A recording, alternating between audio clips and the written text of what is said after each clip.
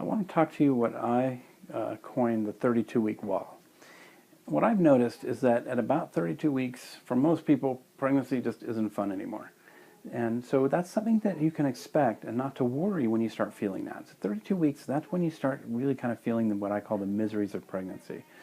That's when your tummy is heavy enough and the baby's heavy enough that it's really weighting down in your pelvis. It becomes hard to roll over in bed or even get up out of bed. Just walking to the mailbox may be a chore for you. You start having a lot of pain down in your pelvis. Your discharge may change and get heavier.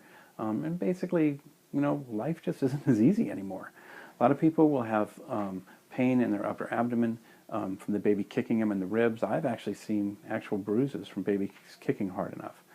And people have a hard time breathing sometimes just because it's difficult to expand your lungs fully when the uterus is all the way up to here. And so 32 weeks seems to be about the time for most people when that kind of starts happening. And that's when the complaints really ratchet up. The other things that happen is there's some skin changes, and people sometimes have more itchiness, or sometimes will get a rash at this point. It's basically just, it starts becoming more uncomfortable.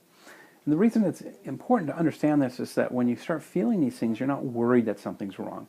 These are sort of normal things that happen with pregnancy. They certainly aren't fun, and I'm certainly not wishing them on you, but unfortunately, that's kind of the way it is.